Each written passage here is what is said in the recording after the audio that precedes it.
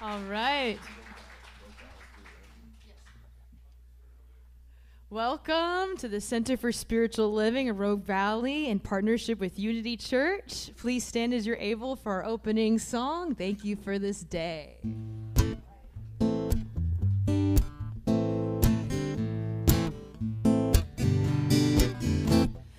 Thank you for this day, Spirit. Thank you for this day. Thank you for this day, Spirit. Thank you for this day. This healing, this healing, this healing day. This healing, this healing, this healing day. Thank you for this life, Spirit. Thank you for this life. Thank you for this life, Spirit. Thank you for this life. This beautiful, beautiful, beautiful life. This beautiful, beautiful, this beautiful life. Thank you for these friends, Spirit. Thank you for these friends. Thank you for these friends, Spirit. Thank you for these friends. These wonderful, wonderful, wonderful friends. These wonderful, wonderful, wonderful friends. Thank you for this heart, Spirit. Thank you for this heart. Thank you for this heart, Spirit. Thank you for this heart. This healing, this loving heart. This loving, this loving, this loving heart. Thank you for this time, Spirit. Thank you for this time. Thank you for this time, Spirit. Thank you for this time. This joyful, joyful, joyful time. This joyful, joyful, joyful time. Thank you for this day, Spirit. Thank you for this day. Thank you for this day, Spirit. Thank you for this day. This healing, healing, this healing day. This healing, this healing, this healing day.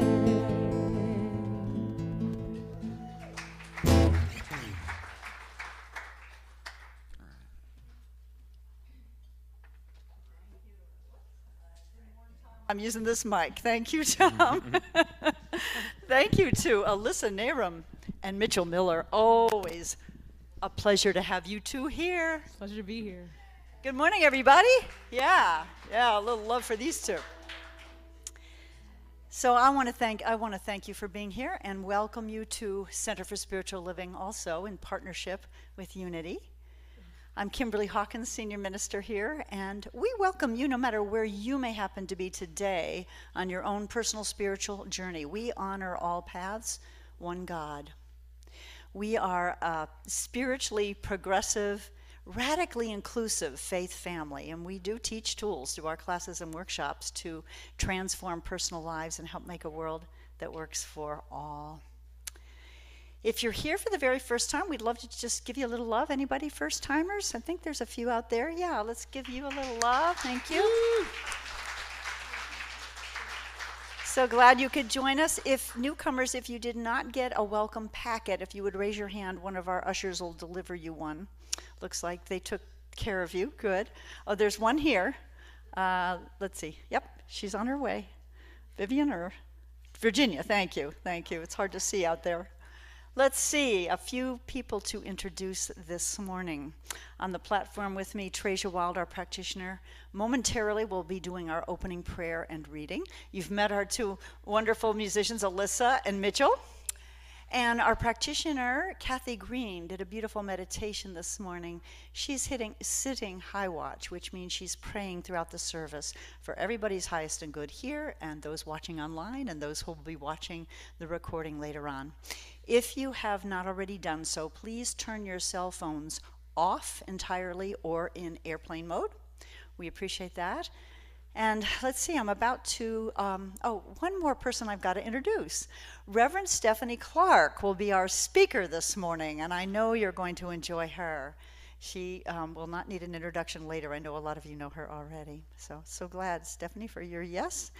Now it's time to take a collective deep breath. We're going to turn things back over to our musicians to prepare us for invocation and reading. And after this particular song, if you've been here, you know we're going to hold our applause so we can go right into prayer.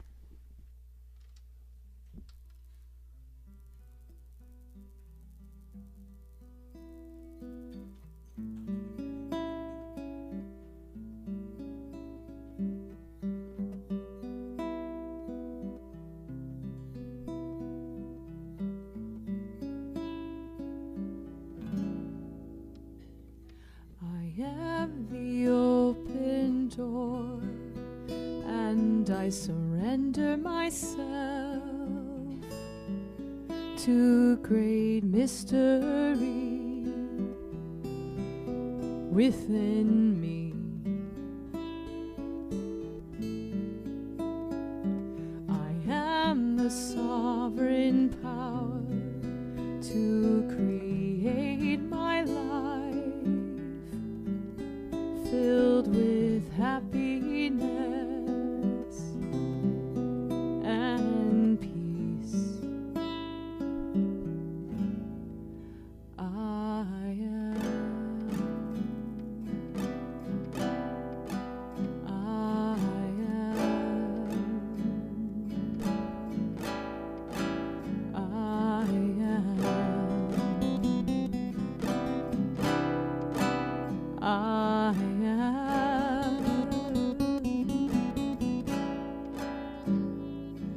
I am the open door, and I surrender myself to great mystery within me.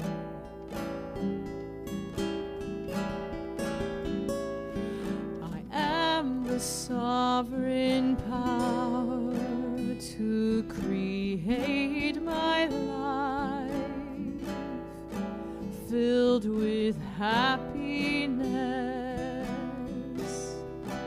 and peace. I am. I am. I am.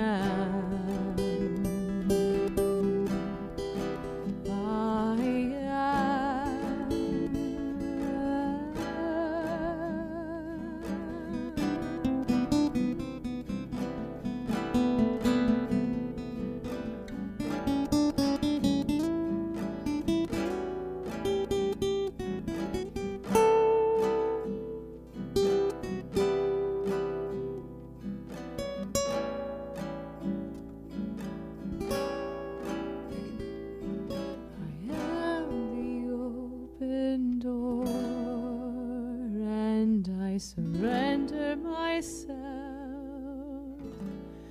to great mystery within me.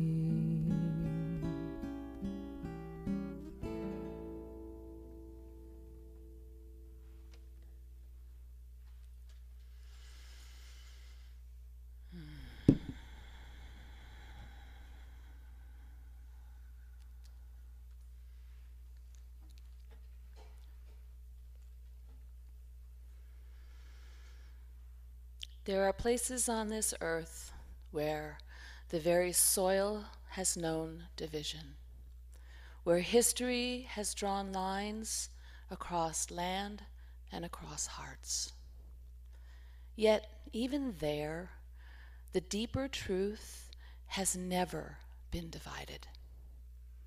Ernest Holmes wrote, "The vision must be accepted as an accomplished fact before it can manifest in experience. Visionaries do not wait for evidence. They stand in the unseen and live from it. They insist that unity is not naive. They declare that oneness is not an ideal but a deeper law. They look at a divided landscape and say, this is not the final story. The outer world bends eventually to the inner world we refuse to abandon. From the dreaming of nations to the birth of a book, to the quiet transformation of a single heart, the world we inhabit is shaped by the consciousness we embody.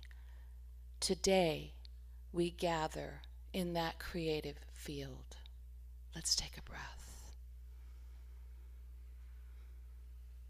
And let's pray. There is one life, one divine presence, one infinite intelligence, indivisible, endlessly expressing itself through all creation. That presence is peace, wisdom, and compassion, a living light to every nation, every leader, every community, and every human heart. It is not intimidated by history or the appearance of division. It knows only wholeness, expressing in infinite forms. We affirm today that consciousness is causative. The vision we dare to embody becomes the world we inhabit.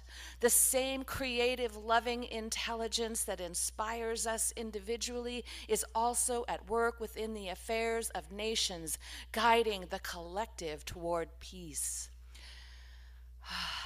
Together we hold this vision and affirm wisdom for the world and her leaders, that they show restraint and turn towards dialogue and understanding. We bless bold imagination. We bless transformational faith. We bless the holy audacity to teach oneness in places that have forgotten it. We bless Reverend Stephanie and the message she brings today. May it awaken us, stir us, open us to what is possible. We give thanks for all who contribute to this service, musicians, greeters, technicians, and the many hands whose devotion makes this gathering possible and beautiful. May the impact of this service ripple far beyond this moment, far beyond this place, reaching hearts and lives in ways that we cannot measure. We pause to remember we are not here to manage reality as it is. We are here to participate in what can become. We open ourselves now to catalytic insight. We allow vision to awaken, stretch, and ignite us. May the vision of unity take root in our hearts and renew our commitment to each other and to life itself. May we not merely hear the message today, may we become it. And together we affirm it by saying, and so it is.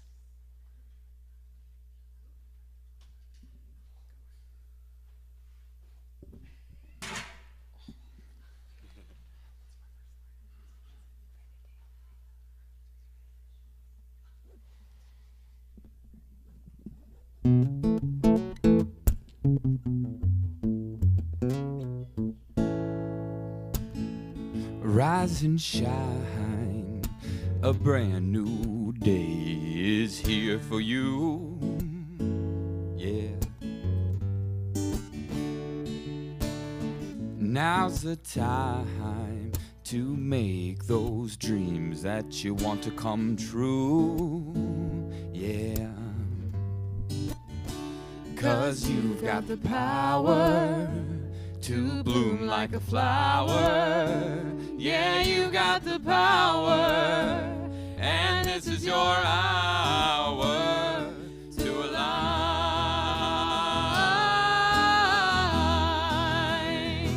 and shine. Align and shine, align and shine, align and shine.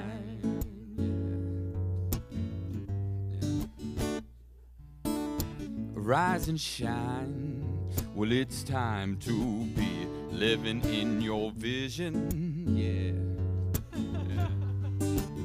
Yeah, all souls upon this earth, well, I give a blessing as you're on your own mission, yeah. That's why we're here. Why? 'Cause you've got the power to bloom like a flower. Yeah, you've got the power, and this is your hour to align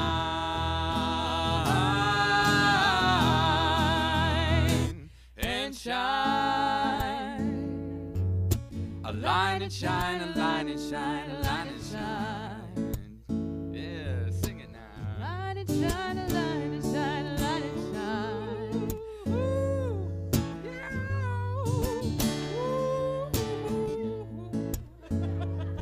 Yeah, your turn.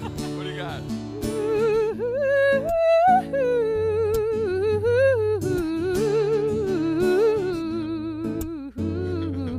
All right, that's pretty good. So align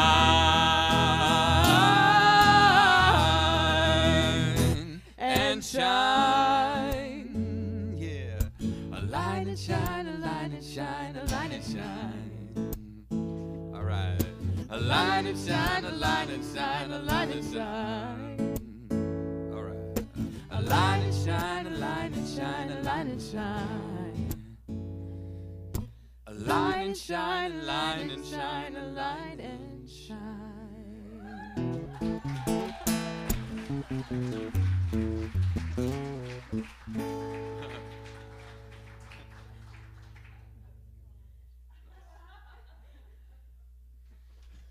Good morning.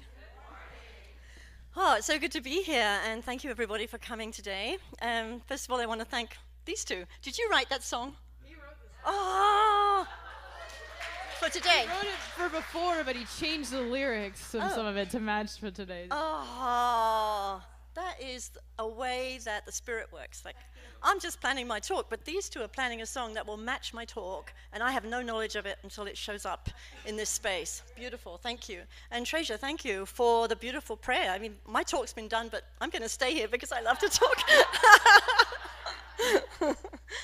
So, we're talking about living the vision. And there's a very important verse in the Bible. It says, where there is no vision, the people perish. Where there is no vision, the people perish. That's intense. I think if you are judging by appearances, you might see quite a bit of perishing going on in our country today. Perish, the people will perish. Who are the people? So nations, groups, businesses, families, churches, individuals. If there's no vision, the people perish. Doesn't matter if it's an individual or a whole nation. So the thing to know is that either you're pregnant or you're not. That woke you up. You're pregnant or you're not. There's no middle ground in the Spirit. Spirit is dynamic. So either you're moving towards your good. You're moving towards heaven. You're moving heavenward, which means you're moving towards your expanding good. Or you're moving the opposite direction, hellwards. You're moving towards contracted good. There's no in between. Either you're moving forward into your vision, into your expanded good, or you're moving, it's not really backwards, it's just recycling the same old stuff that really doesn't work and never worked. But that's what happens if we're not awake to who we are and what the thoughts are that are in our heads. So let's quickly define vision. What is a vision? So this is from my book, The Misadventures of an Irreverent Reverend, and I'm going to be reading from this today. So what is a vision? An image, a feeling, a sense of what is possible despite a complete lack of evidence or agreement in present conditions.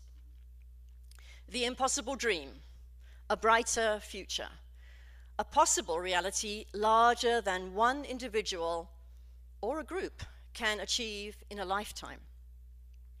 A powerful objective that we are forever striving towards but never fully accomplish or manifest.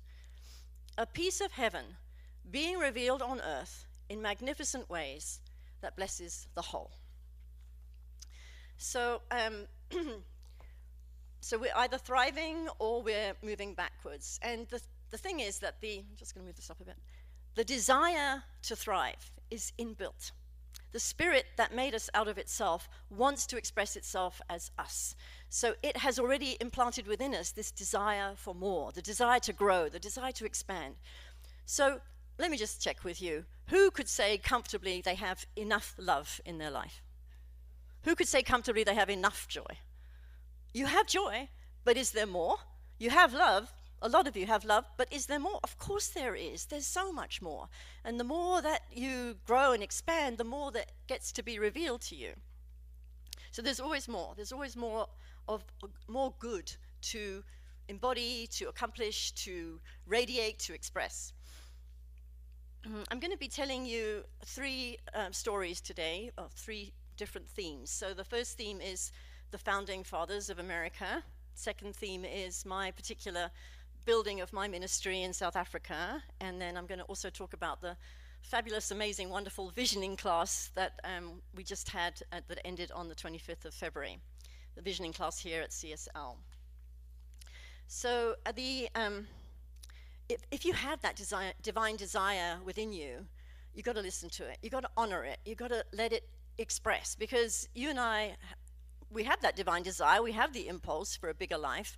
We also have a lot of negative stuff going on, like, oh, you can't have that, and you're too fat, and you're too thin, and you're too old, and you're too young, and you're too rich, and you're whatever. All of the negative resistance that comes up in our heads as soon as that divine desire starts to make itself known.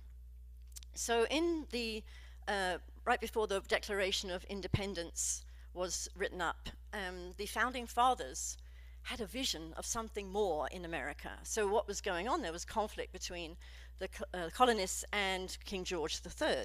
So the founding fathers made a choice. They were not going to get embroiled in the conflict, because if you get embroiled in the conflict, what do you create? More conflict, right? So there's no hope. There's no hope. The only hope would be that you might be right and you might be win, but that's all ego-based and it's not very effective. So the founding fathers had a vision of freedom, the right to pursue happiness, and the self-governance. So they didn't want to be dominated by the king. So here am I, the Brit, teaching you American history. But you know this stuff. But I'm learning it now, right now, because I find it really fascinating, and now I'm an American citizen, so I need to know this stuff. So forgive me, you know this stuff already, but I'm talking about it from the perspective of vision and who those founding fathers were, and the vision that they had of a very different situation in America that eventually started to manifest. But they held that vision. And then for me, I want to read to you from my book about when I first got to South Africa. So some of you know my story, and some of you I know have even read my book, so thank you for that if you did that. So I got to South Africa from Europe in 1985. I was 27, you can do the maths, do it later. I was 27, and I was a rebel without a clue. I had no idea. And so I got to South Africa. It was during apartheid. I had been living in Amsterdam. I've been trying my darndest to be a really great hippie. And when I got to South Africa and I became aware of apartheid, I knew about it, of course, but to actually see it in action and to see the disparity between the whites and the blacks, it was shocking. It was shocking, and it was horror-filled, really. So I had this mission that I was going to bring down apartheid. I was going to bring down apartheid, single-handed, of course.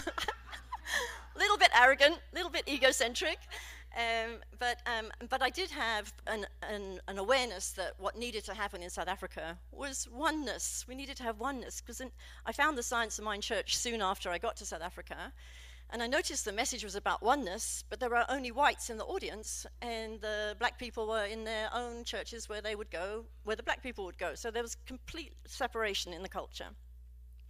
My teacher was a wonderful Science of Mind practitioner called Reverend Gladys Harrison.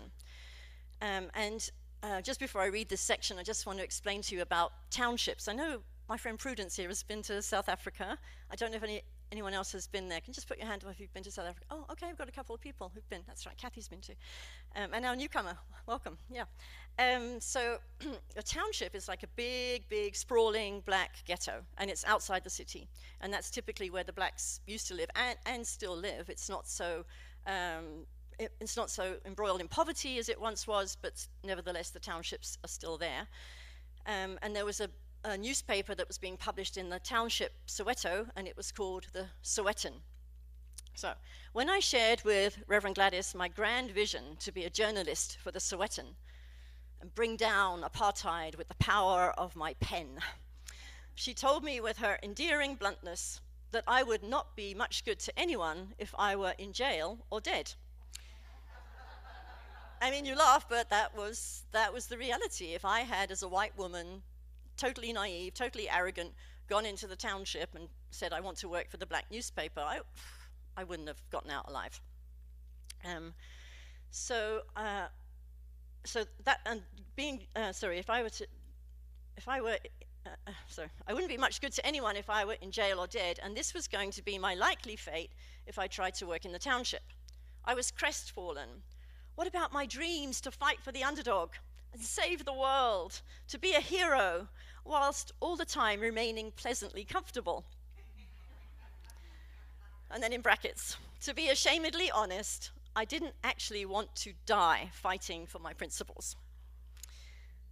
Wisely discerning that I was a classic rebel without a clue, Reverend Gladys suggested the following strategy in an attempt to channel that passion of mine, that loose cannon passion of mine for fixing the outer world so that I could avoid peaking at the domestic crisis in my own head.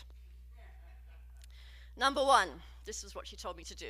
Get a clear vision of what you want to see happening in South Africa, write it down and describe it in details. Number two, ask yourself what role you could play in fulfilling that vision, write it down. Number three, ask yourself what you can usefully do in the next 24 hours towards fulfilling that vision, and then get on and do it.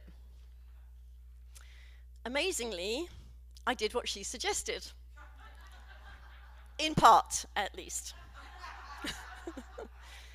Number one, my vision was to have black people and white people sharing power in a democratic government and speaking the language of international politics, English.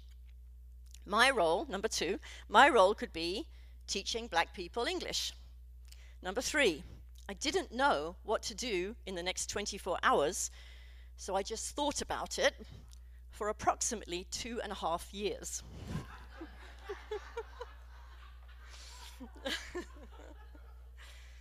So there you have it.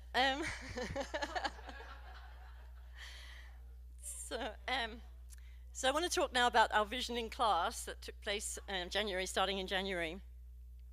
So what I've witnessed with that class, that there was a divine desire to be in that class, because what happened was, as soon as it was advertised in the community, we told everybody about the early bird deadline. I had 15 students in the class, and 14 signed up before the early bird deadline. Some of them paid in full right away. They didn't even mess with the deposit. They just paid in full right away. They were so committed to being in that class. It was a done deal for them, which was wonderful. It was wonderful to teach a class with that level of commitment from the get-go.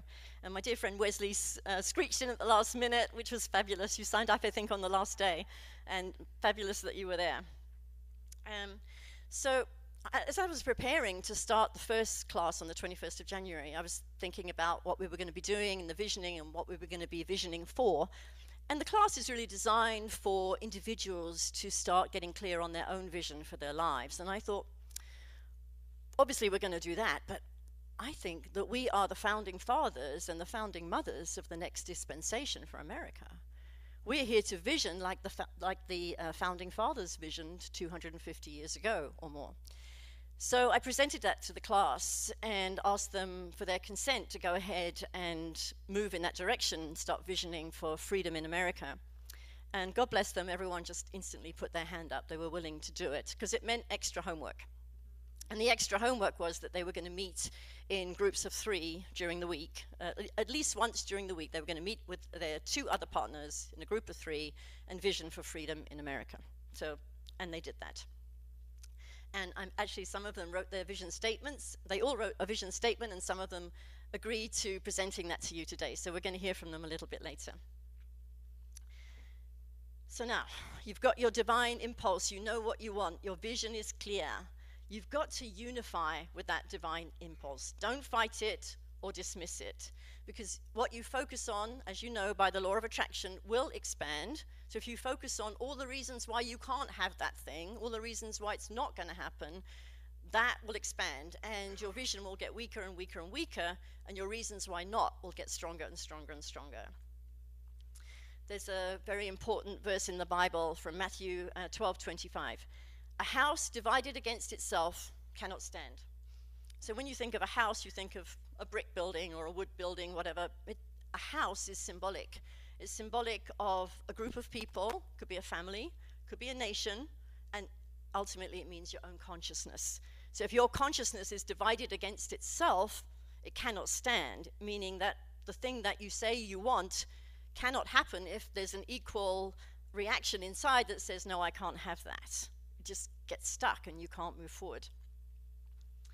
So I'm going to teach American history again. There was a man called Abraham Lincoln, you might have heard of him, and he wanted to have North and South be, the North and South of America, all be included in the one union. Because union is a divine principle. That's what works. When we're working together towards a common goal, we can accomplish it. If we're fighting and having our own ideas of how it should go, we can't really move forward. We can't accomplish anything. We need united strength to accomplish things. So he insisted on having a union, which included then, of course, freeing the slaves and giving women the right to vote, because it says all men are created equal. And we know that didn't necessarily include blacks or women in those days, but nevertheless, that was the language of the document. So that's a high ideal, and the only way to accomplish that was through union. We couldn't have the South still operating with slavery and women not having the vote. Anyway, that's what came about, but that was a strong vision, wasn't it? To have the idea that union is the only reality that's going to work in order for us to have a true democracy. And now back to my story with South Africa. So not really my story, but when President Nelson Mandela came to power in 1994, that was the end of apartheid and the beginning of a new democracy in South Africa. And he had a lot to contend with. Apartheid had been in place for 50 years, and it was, unlike here, it was legalized. It was in the law, written in the law, that blacks and whites should be kept separate. Here, it happened, but it wasn't written into the law as such. So he had that to contend with. There were 4 racial groups in South Africa. So the whites were about 10% at that point. There were Indians as well, who'd come over from India to work in the sugarcane fields and stayed in South Africa and had families. And so there were probably about maybe 2% Indians, very small racial segment of the population. And then the rest were blacks and coloreds. So blacks are the indigenous black people who lived in South Africa before the white settlers came in the 17th century. And then there are coloreds, who were the people who were the direct result of the white sailors from Holland fraternizing with the black indigenous women. So you see the people, the colored people, it's a different meaning in South Africa, that's why I'm explaining it for you here. The colored people have fairly light brown skin, fairly Western features, and blue or green eyes. Yeah, they're really like a clear mix of black and white.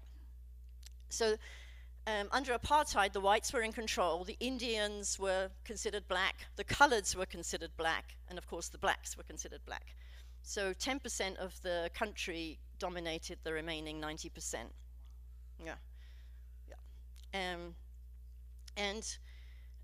We didn't have slavery as such, because at least the blacks were paid, but they had no legal rights at all. So under apartheid, if a black person was working for a white boss, and the white boss didn't like that person anymore, just go, you're going to be fired. So it was very violent and dangerous and totally not safe for black people. Anyway, so Nelson Mandela comes into the middle of this horrific social melting pot and has to figure out a way to have everybody work together in order to build the new democracy.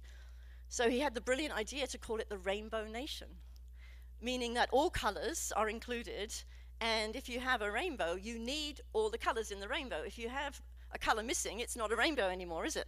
It's every color matters, every color is important to create, guess what, that light.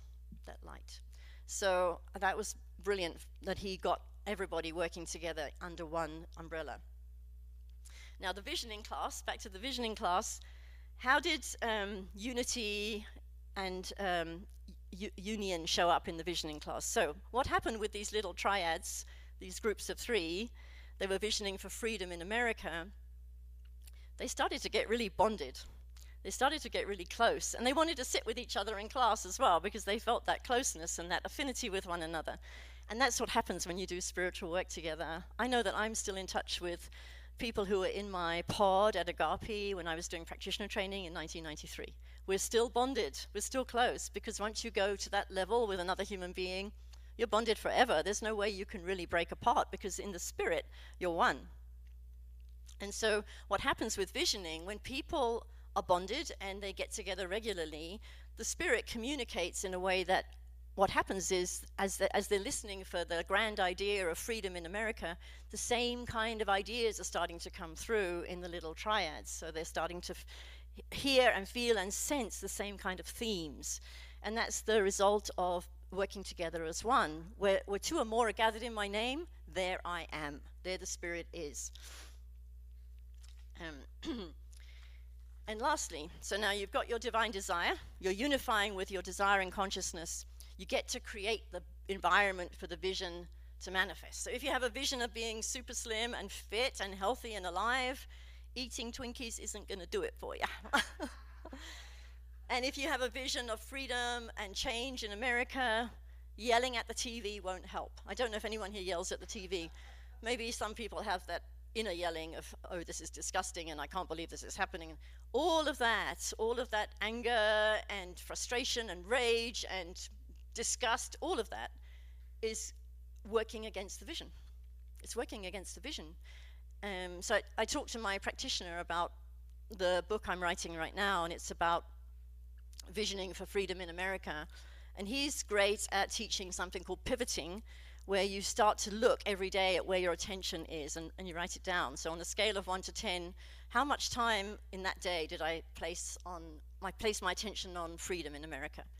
And he realized, after I told him about my visioning idea for America, he said, oh, I realized I was being part of the problem, because I was focusing a lot on what was not working and what was going wrong and what needed to be fixed and who should have spoken up and who should have kept quiet and all of the things that weren't working. So I know you and I do that. We're human. We have our emotional reactions, but I'm speaking to you now to inspire and empower and motivate you to be really aware of those reactions, because every time you have a negative reaction, you're adding to the problem that's out there.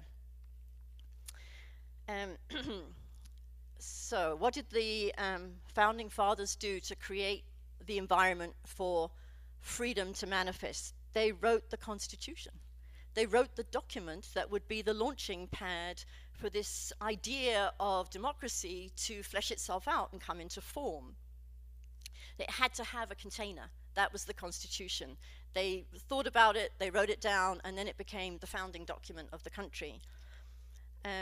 So my vision for South Africa, how was I going to create the field for me to accomplish what I wanted to accomplish in South Africa? I wanted to have a multiracial ministry. And as some of you know, I trained with Reverend Michael Beckwith in Los Angeles. And so from when did I get there? 89 to 99. And January of 1999, I got my call to return home to South Africa and start my multiracial ministry.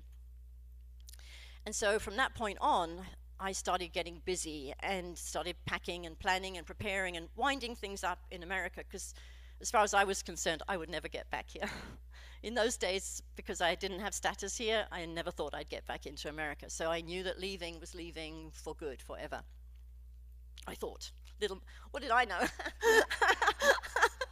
You think you know, hey, but you're clueless. Yeah, a spiritual leader without a clue. Oh, man. And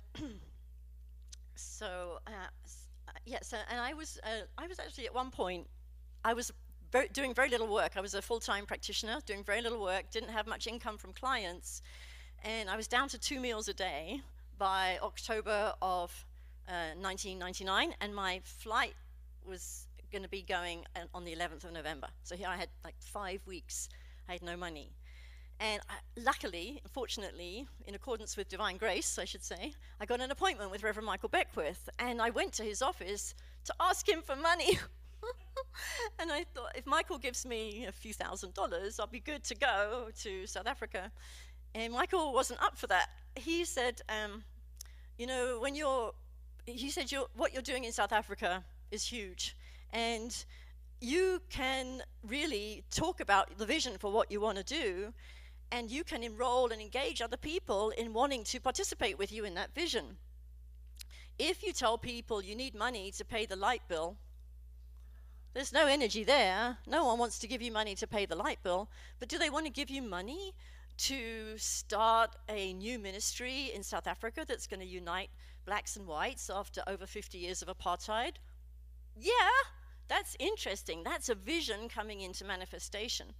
So he said lots of people are not willing to be brave like you, Stephanie, and go to South Africa and actually do this thing, but they're willing to share. They're willing to share their resources, so money, help, whatever it is, they're willing to share to be part of that grander vision. They want to be part of something that's bigger than themselves, and they'll engage with you on that. So I did what he told me to do. Unlike with Gladys, I actually did what he told me to do. And I went home and I created a flyer and I wrote a letter and I started, as Reverend Michael told me, thinking, breathing, living the vision 24/7. Like, what is it I want to create? Looking into the future, what did I want to create? How was I going to do that? What picture did I want to see in South Africa? What kind of ministry did I want to have? So I was going forward in my vision and writing about it and talking about it all the time. And as a result of that, I sent out letters to people outside of Agape and asked them if they wanted to contribute to my vision. And then also 3 clients separately offered to hold a fundraising event for me. Wonderful. So I had 3 fundraising events, and in 5 weeks I made $17,000 for the ministry. Yeah, that was just, yeah. But I didn't do any, do you see what I mean? I didn't do anything, I just shared the vision. I shared my passion, I shared my love for South Africa and what I wanted to create there. And then our dear visioning students. So their project at the end of the class was to create a vision statement, a declaration of who they are in the world. And I asked some of them to share today, and I had 4 people that said yes. So put your hands up if you said yes, and it's still a yes. If it's still a yes, okay, great. Yes, so it's Morel, Nancy, Chaz, and Sharon. So could I have a mic up here for these wonderful souls who said yes? I just want you to stand where you are and face the community and read your statement. Or should we use this one? Oh, it's right here. Okay. Oh, okay, sorry, I didn't see.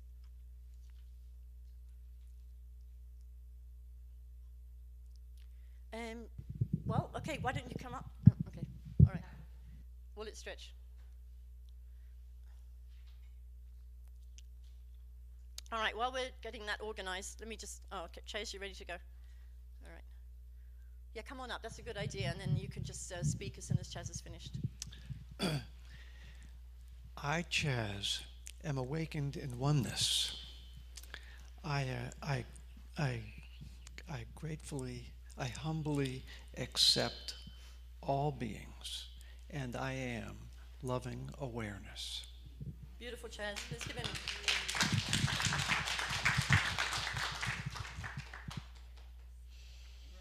Hold the microphone up to your mouth.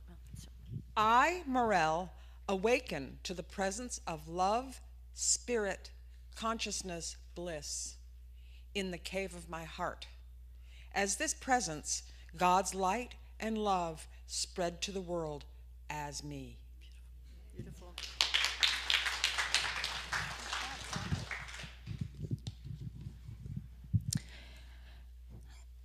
I, Sharon, am God's perfect and precious child, forgiven and forgiving, with kindness, compassion, and unconditional acceptance towards myself and others. I am courageous, fearless, and strong. Woohoo!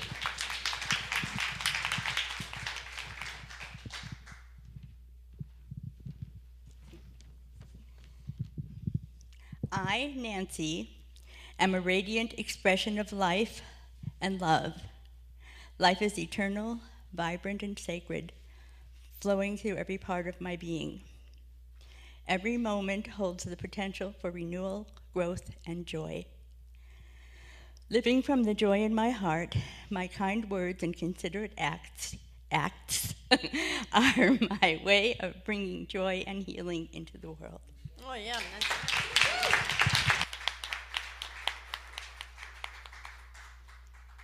Thank you, Kimberly. Yeah. So thank you. Thank you very much for being brave enough to stand up and declare yourself. That was awesome. Thank you. So with visioning, have I got a bit more time? What am I? Okay, a little bit. All right, so as I mentioned, I started writing a book on the power of visioning for freedom in America. And I noticed that in that 5-week period that we were together from January 21st to February 25th, things actually changed in America. There was a massive turnaround. So on January 21st, our class began consciously visioning for freedom in America, not as a partisan act, but as a spiritual commitment to dignity, accountability, and enlightened self-government. Within days, the killing of Alex Pretty shook the national conscience. His death was not simply a headline, it became a catalyst. Citizens demanded transparency, public protests intensified, federal authorities faced scrutiny, investigations were launched. In some regions, the visible presence of federal enforcement was reduced. Whether one interprets these developments politically or spiritually, something undeniable occurred. Passivity gave way to participation. The public voice strengthened. At the same time, survivors connected to the Epstein trafficking network stepped forward again, refusing silence. Their courage reopened difficult national conversations about institutional protection, redacted files, and accountability at the highest levels. Survivors insisting on being heard indicates that moral gravity is asserting itself. A society cannot heal what it refuses to face. Then came a constitutional inflection point. The Supreme Court ruled 6-3 to invalidate executive-imposed tariffs that had increased household expenses across the nation. In Romulus, Michigan, ordinary citizens organized successfully to oppose the construction of a large ICE detention facility in their town. I'm going through very quickly now to finish. And meanwhile, a new moral voice entered the broader conversation. Representative James Tallarico articulated a message grounded in love thy neighbor, while affirming both the necessary separation of church and state and the equally necessary presence of conscience within public life. So I went through that very quickly. But the thing that you have to ask, or that I had to ask, is did we in the visioning class, this spiritually committed group of 16 open-hearted, open-minded souls, cause these shifts? Did we cause them? Or did we participate in strengthening the field of awareness in which accountability, dignity, and constitutional integrity could surface? Both and, I don't care, it's happening. It's happening. And I attribute all praises to the visioning class for holding that space for 5 weeks. You did it, and thank you for your commitment to being together and doing this work. So if the Declaration of Independence was an act of collective imagination, then perhaps every generation is called to renew that imagination, not by denying unrest, not by taking sides in bitterness, but by consistently aligning with a vision, both individually and collectively, of what freedom looks like when it is embodied and expressed. Thank you very much, everyone.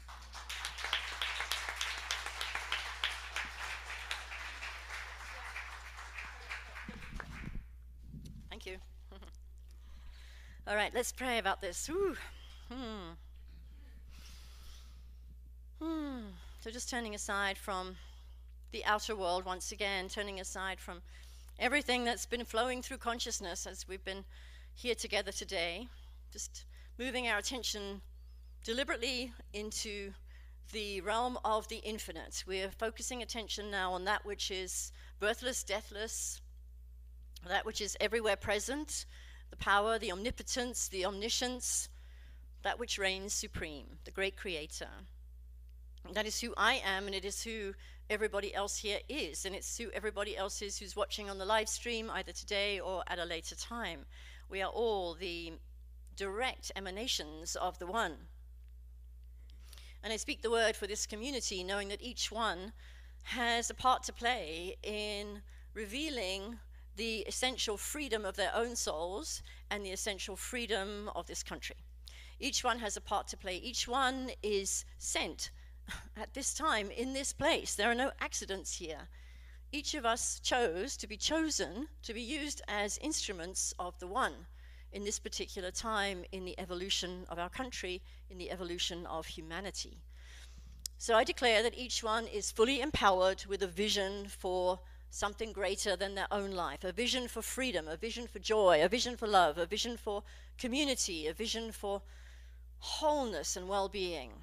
And so where there appears to be any sense of lack or constriction, limitation of any kind, I'm knowing that each one here is the very radiant nature of abundance. Each one here is a way that the abundant nature of the Spirit gets to reveal itself. Where there appears to be any kind of conflict or disharmony in relationships, know that each one here is a magnificent embodiment of love and harmony. So conflict, all of the againstness, all of the sense of againstness or other than or rightness and wrongness, all of that simply dissolves itself right now as this word is spoken. And I know that love reigns supreme in all of the relationships of everyone here. And where there appears to be any sense of pain or discomfort, illness, sickness, disease, all of that, I'm knowing that vitality and wholeness and well-being is the divine nature of the being of everyone here. That wholeness, that vitality is alive and it is vital and it's unstoppable. So that power, that presence, that wills to reveal itself through and as everyone here is given this day an opening, a portal, a yes, a yielded and surrendered, I'm here, I'm available, use me in order that something greater may come through me than I would ever be able to predict for myself. How grateful I am that the Spirit is at work here, not only amongst each individual here, but amongst everybody that is part of this sacred community, this beloved community of CSL Rogue Valley in partnership with Unity. How grateful I am that the power and the love that is emanating from this sacred space not only blesses the lives of all those who are here, but blesses the lives of everyone around this building and everyone on the planet. For what is known at one point in mind is known at all points in mind simultaneously. This community is the very embodiment of a vision of something greater than has occurred thus far on the planet. We are here to reveal love in all of its fullness. How grateful I am. I know the word is already done. It's already in motion in the law. And so I just give thanks for this and I let it be. And so it is. Amen.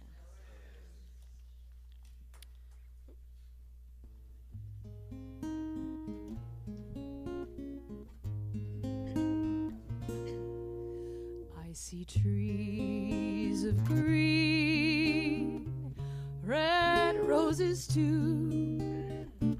I watch them bloom for me and you, and I think to myself, what a wonderful world. Ooh, I see skies of blue and clouds of white, the bright blessed day, the dark sacred night, and I think to myself, what a wonderful world.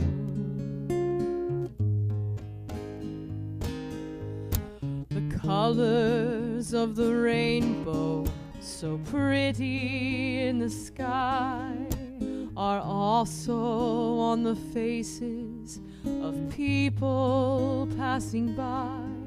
I see friends shaking hands, saying, how do you do? They're really saying, I love you. I hear babies cry, and I watch them grow. They'll learn much more than I will ever know. And I think to myself, what a wonderful world. Yes, it is. Yes, I think to myself, what a wonderful world. Ooh.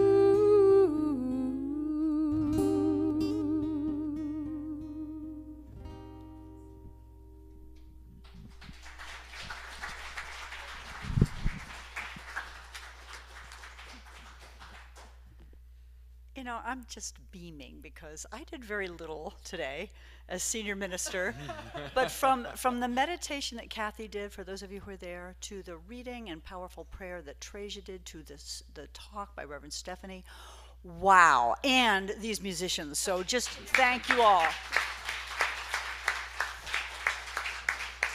I think I should take the day off more often. So it is time now for our tithes and offerings. I'm going to invite our ushers to come on forward. Virginia and Joy, thank you so much. Thank you all so much for your continued support of this community. We are prosperous and we are grateful. I'm going to invite you to say our giving affirmation with me. If you need an envelope for cash, they exist in the back of the purple chairs. And if you're watching us online, there's a QR code if you'd like to donate. We appreciate that as well. So let's say our affirmation together. Graciously I give from a place of love, knowing that as I give, so do I richly receive. I am so blessed. I am so blessed. I am so grateful for all that I have. I am so blessed. I am so blessed. I am so grateful. I am so blessed. I am so blessed. I am so blessed.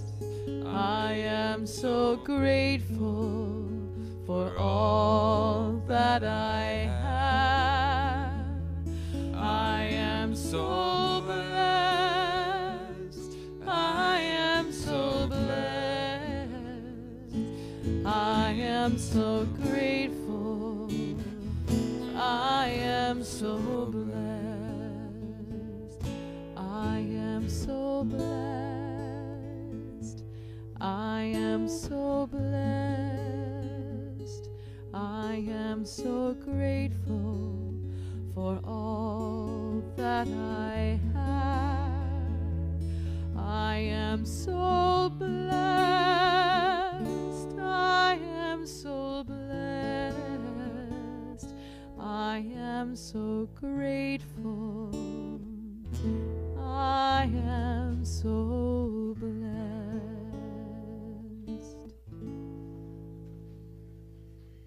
Indeed, we are. All right, good morning.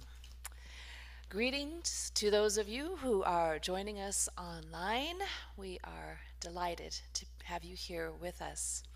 For those of you here in the house, please join us after service today in the Bosworth Hall for food and fellowship. Hey, practitioners, don't forget today we're having our pictures taken, so meet with Reverend Kim afterwards if you're ready for that. Nice. Well, if you're not, it's okay. And hey, while we're in the Bosworth Hall, help us get to know you better by signing up for a name tag. You'll find the sign-up sheet over near the back door. Coming up this week, Tai Chi and poetry as spiritual practice meet as usual on Tuesday morning. Reverend Laura Stewart is offering a new 5-week accredited class, Embracing Our Global Vision, beginning this Tuesday evening, March 10th. The class requires a minimum of 8 participants in order to proceed, so be sure and sign up for that.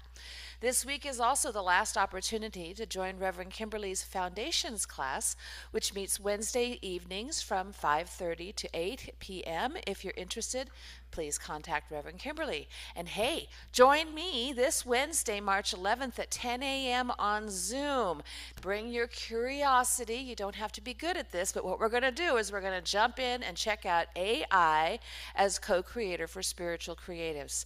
You can sign up in the Bosworth Hall. Please legibly print your email so I can send you the Zoom link. The suggested love offering for that is $15, and we pay that through the center itself, preferably online or by check. There will be a free Radical Forgiveness Workshop with Kathy Green on Sunday, March 22nd from 1 o'clock to 2:30 p.m. Sign up in the Bosworth Hall. An intensive follow-up workshop will be held on Saturday, March 28th from 10 a.m. to 3:30 p.m. For more information, please contact Kathy Green. Stay connected with everything happening here. Be sure and check out our weekly e-newsletter. Our community Google Calendar is also updated on the CSL Rogue Valley website, where you can view all the scheduled events. You can sign up for the e-newsletter here in the Bosworth Hall on our website or by emailing cslroguevalley.com. And yes, there is something happening today, right?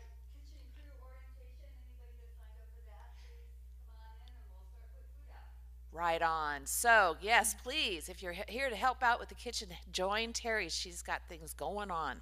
Finally, we do have one shared prayer box at the back of the sanctuary for both CSL and Unity.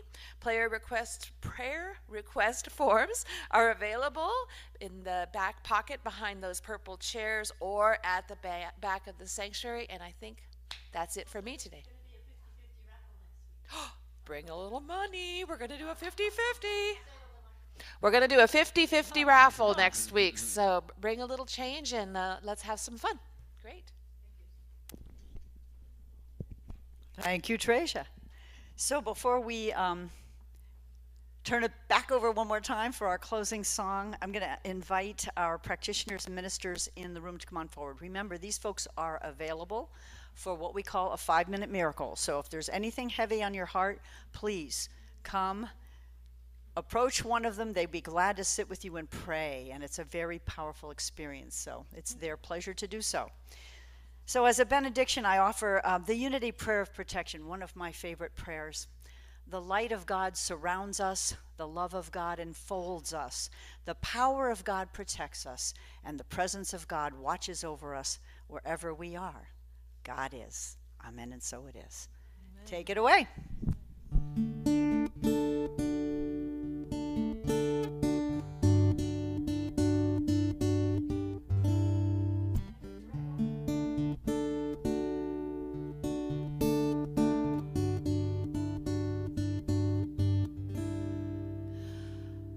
I love you. I bless you. Thank you for being in the world. I love you. I bless you. Thank you for being in the world. I love you. I bless you. Thank you for being in the world.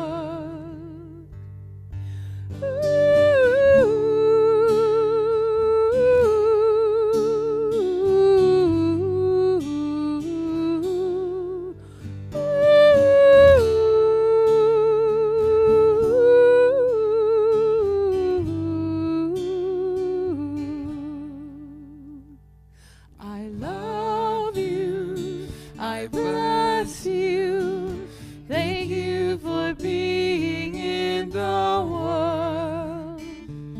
I love you. I bless you. Thank you for being in the world.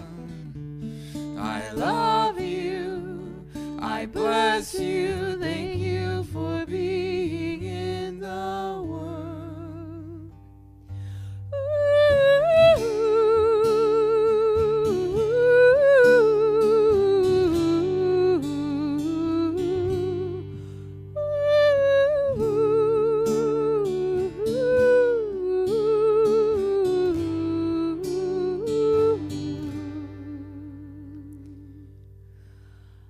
I love you. I bless you. Thank you for being in the world. I love you. I bless you. Thank you for being in the world. I love you. I bless you. Thank you for being